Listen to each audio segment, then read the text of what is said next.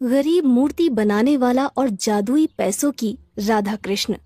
मथुरा वृंदावन के पास एक छोटा सा गांव था जहां सभी लोग खुशी खुशी रहते थे। गांव के ज्यादातर लोग किसान थे। गांव के अंदर कुछ ग्वाले भी रहते थे। सभी ग्वालों ने ज्यादातर भैंस पाल रखी थी। गांव में बस एक दो ग्वालों के पास ही गाय थी। हर कोई अपने अपने काम में व्यस्त रहता था। उसी गांव में एक गरीब मूर्तिकार रहता था। उसका नाम श्यामा था।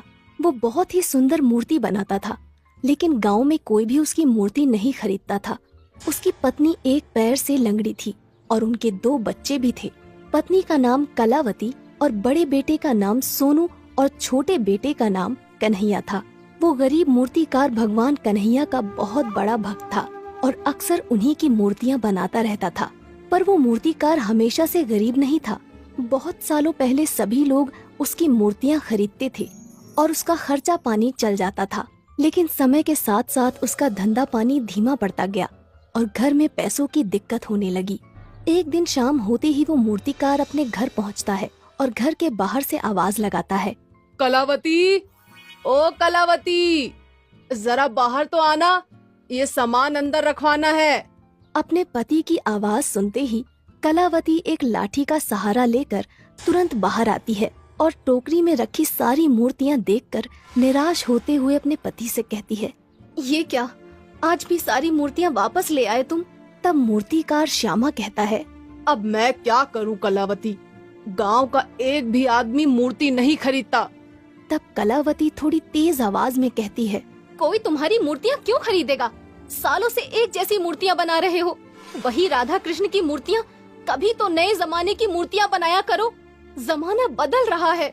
इतना सुनते ही श्यामा नाराज हो जाता है और कहता है, देखो कलावती, तुम मुझे चाहे जो कुछ भी कह लो, लेकिन मेरे राधा कृष्ण को कुछ मत कहना। इतना सुनते ही कलावती मुंह फुलाकर अंदर चली जाती है और घर के अंदर रखी राधा कृष्ण की मूर्ति के सामने खड़ी होकर कहती है, सुना है तुम सबकी सुनते हो, तो फिर हमारी क्यों नहीं सुनते? मेरे पति कितने सालों से तुम्हारी भक्ति कर रहे हैं और बदले में उन्हें क्या मिला? वही गरीबी, वही रोज रोज की तकलीफें। कलावती जब कभी भी दुखी या परेशान हो जाती थी तो इसी तरह राधा कृष्ण की मूर्ति के सामने बड़बड़ाने लगती थी। उसका मायका मथुरा में था और वो भी बचपन से भगवान राधा कृष्ण की भक्त थी। लेकिन समय के साथ साथ गरीबी के कारण उसका भगवान से भरोसा उठ गया। थोड़ी देर बाद रात हो जाती है। कलावती और उसके दोनों बच्चे सो जाते हैं, लेकिन श्यामा अभी भी जाग रहा था और उसे अपने वो दिन याद आ रहे थे जब पूरे गांव में उसकी मूर्तियां बहुत ही प्रसिद्ध हुआ करती थीं। उसकी मूर्तियां खरीदने दूसरे गांव से भी लोग आया करते थे। उसका बड़ा बेटा सोनू 2 साल का हो गया था और कलावती गर्भवती थी। अचानक एक रात कलावती के पेट में तेज दर्द होता है और वो चिल्लाने लगती है। श्यामा तुरंत जाग जाता है और कलावती से कहता है, क्या हुआ कलावती, इतना क्यों चिल्ला रही हो? तब कलावती दर्द से कराहते हुए कहती है, पेट में बहुत तेज दर्द हो रहा है। लगता है बच्चा पैदा होने वाला है। तुम जल्दी से जाकर बूढ़ी काकी को बुला लाओ। श्यामा तुरंत छाता लेकर दौड़ता हुआ बूढ़ी काकी के घर की तरफ निकल पड़ता है। उस रात बहुत जोरों की बारिश हो रही थी और बादल गरज रहे थे। जैसे तैसे करके श्यामा बूढ़ी काकी के घर पहुंच जाता है और दरवाजे पर लगी कुंडी खड़काने लगता है। काकी, ओ काकी, अरे जल्दी दरवाजा खोलो, कलावती के पेट में बहुत तेज दर्द हो रहा है। इतना सुनते ही बूढ़ी काकी तुरंत दरवाजा खोलती हैं और इसके बाद बूढ़ी काकी श्यामा के साथ उसके घर की तरफ निकल पड़ती हैं। बूढ़ी काकी पूरी रात कलावती की देखभाल करती हैं और उसी रात कलावती एक लड़के को जन्म देती है। श्यामा अपने दूसरे बेटे का नाम कन्हैया रखता है क्योंकि उसे भगवान कन्हैया पर बहुत विश्वास था। धीरे धीरे समय बीतता गया और उसके दोनों बेटे बड़े होने लगे, लेकिन मूर्ति बेचने का धंधा धीमा पड़ता गया और कुछ सालों बाद घर में गरीबी ने दस्तक दे दी। इतना सोचते हुए श्यामा को नींद आ जाती है। अगली सुबह होते ही श्यामा तैयार होकर अपनी मूर्तियों की टोकरी उठाता है और मूर्तियां बेचने बाजार की तरफ निकल जाता है। मूर्तियां ले लो, मूर्तियां, सुंदर सुंदर मूर्तियां, भगवान राधा कृष्ण की मूर्तियाँ ले लो।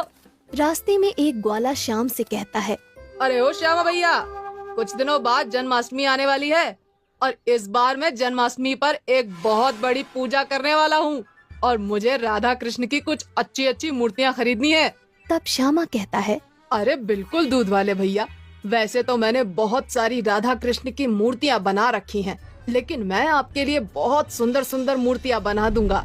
इसके बाद श्यामा बाजार में पहुंच जाता है। थोड़ी देर में उसकी 3-4 मूर्तियां बिक जाती हैं और वो कन्हैया का शुक्रिया करते हुए कहता है, मुझे अपने कान्हा पर पूरा भरोसा है, वो कभी मुझे भूखा नहीं सोने देगा। शाम होते ही श्यामा वापस अपने घर आ जाता है और खुशी से अपनी पत्नी कलावती से कहता है, मैंने कहा था ना कि कृष्ण कन्हैया हमें कभी भूखा नहीं सुलाएगा। आज 3-4 मूर्तियाँ भी बिक गईं और एक ग्वाले ने कुछ नई मूर्तियाँ बनाने के लिए कहा है। लगता है हमारी गरीबी के दिन जाने वाले हैं।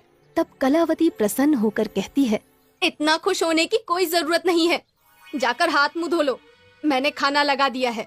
इतना सुनकर श्यामा मन ही मन मुस्कुराने लगता है। वो जानता था कि उसकी पत्नी कलावती उससे बहुत प्यार करती है। अगले दिन से श्यामा राधा कृष्ण की नई मूर्तियाँ बनाने में जुट जाता है और अपने बड़े बेटे सोनू से कहता है, बेटा, जन्माष्टमी आने वाली है, इसलिए मैं नई नई मूर्तियाँ बनाने में व्यस्त हूँ। तुम बाजार जाकर ये मूर्तियाँ बेचाओ, इससे कुछ पैसे मिल जाएंगे। सोनू मूर्तियों वाली टोकरी अपने सिर पर उठाता है और बाजार की तरफ निकल पड़ता है।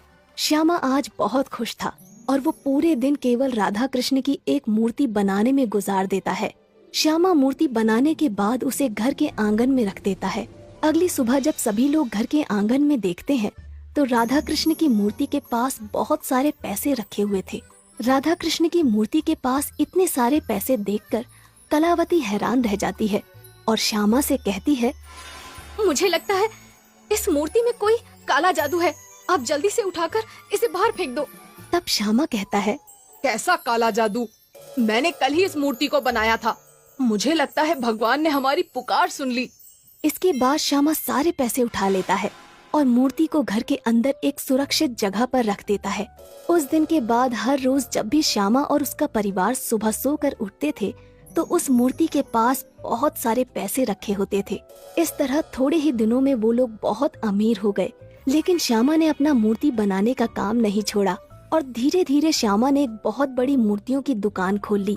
एक दिन दुकान पर वही ग्वाला आता है जिसने श्याम से मूर्तियाँ बनाने के लिए कहा था। अरे श्यामा भैया, तुमने तो मूर्तियाँ बना बनाकर बहुत तरक्की कर ली। तब श्यामा कहता है, अरे भैया, सब ऊपर वाले की मेहरबानी है।